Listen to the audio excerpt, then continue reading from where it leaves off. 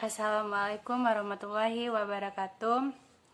Saya Rizka Purnama Indah Fitmatan, kelas 3C ABG, Arsitektur Bangunan Gedung. Pada mata kuliah Utilitas 1, saya akan menjelaskan tentang review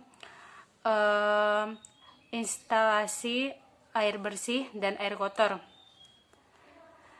Sebelumnya saya akan menjelaskan pengertian dari air bersih dan juga air kotor. Langsung saja, air bersih. Air bersih adalah salah satu jenis sumber daya berbasis air yang bermutu baik biasa dimanfaatkan oleh manusia untuk dikonsumsi atau dalam melakukan aktivitas seperti sehari-hari, termasuk diantaranya adalah sanitasi. Baiklah, yang kedua, saya akan menjelaskan tentang pengertian dari air kotor. Air kotor adalah air buangan atau air limbah atau semua cairan yang dibuang, baik yang mengandung kotoran manusia, kotoran hewan, bekas tumbuhan, dapur, cuci, maupun air yang mengandung sisa proses laboratorium industri. Setelah kita mengetahui pengertian dari air bersih dan air kotor, kita tahu pasti apa itu air bersih dan air kotor. Tanpa kita harus pelajari arti dari air bersih dan air kotor, di kehidupan sehari-hari kita pasti sudah mengetahui artinya bagaimana. Karena pada air bersih dan air kotor itu sering kita jumpai di kehidupan sehari-hari. Baiklah, langsung saja saya akan menjelaskan instalasi air bersih dan air kotor pada rumah yang saya tempati sekarang ini.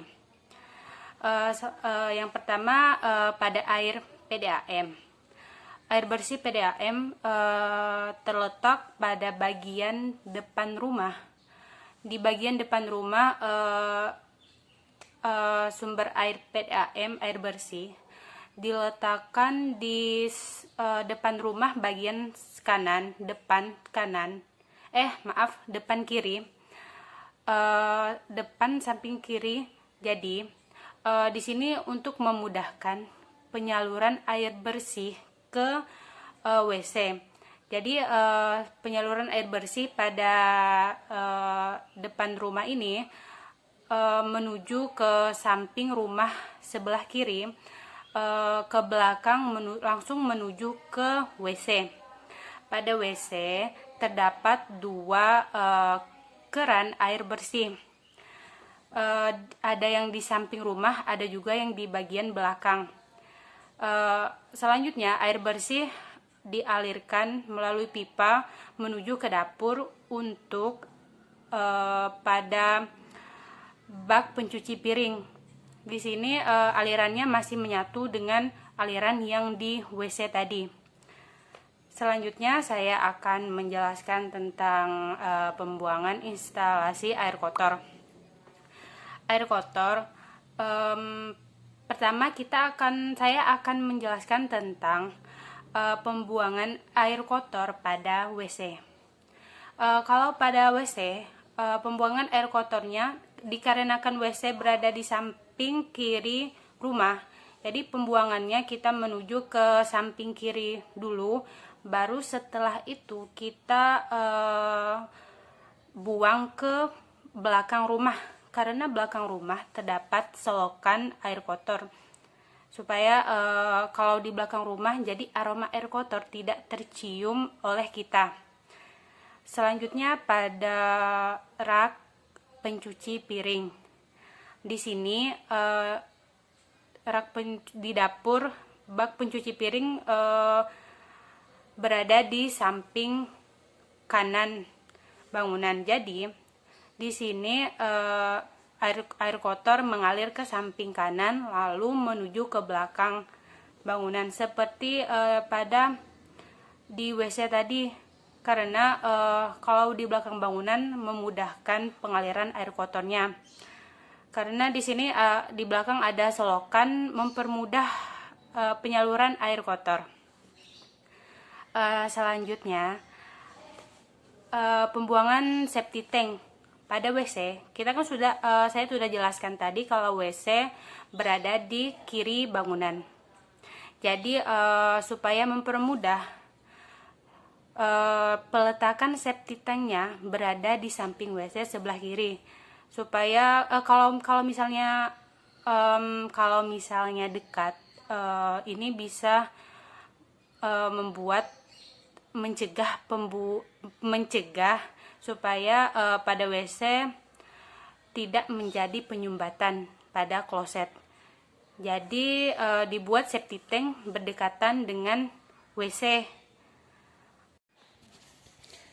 Kesimpulannya adalah air PDAM yang di depan rumah dan di samping rumah, air bersihnya disalurkan melalui pipa air bersih, disalurkan ke samping kiri bangunan dan langsung disalurkan ke WC dan juga disalurkan juga ke dapur tempat pencucian piring. Di sini air bersih hanya disalurkan pada WC dan di dapur saja. Karena di dapur memudahkan kita untuk mencuci piring, mencuci sayur-sayuran. Kalau di WC kenapa dibuat 2 keran? Ini untuk mempermudah juga aktivitas. Misalnya kalau kita mau menyuci, kita bisa menyuci di WC juga. Kalau kita mau mandi, kita bisa mandi di situ juga. Di sini ukuran WC-nya cukup besar dan bisa untuk mencuci sekaligus mandi. Selanjutnya kesimpulan dari air kotor.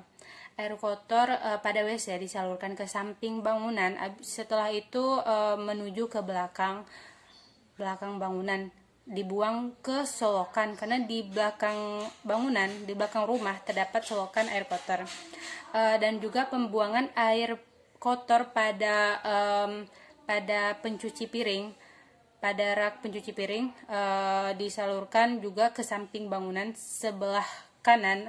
Setelah itu disalurkan ke belakang bangunan dan disalurkan lagi ke selokan di belakang. Kenapa disalurkan ke belakang? Karena supaya menghambat aroma bau yang tidak sedap.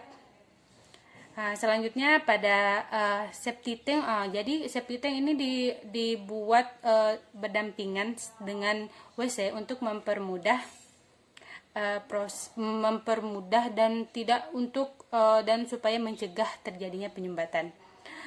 Sekian review yang dapat saya jelaskan. Jika ada kata-kata yang salah dan kurang berkenan, saya mohon maaf. Wabillahi taufiq wal hidayah. Wassalamualaikum warahmatullahi wabarakatuh.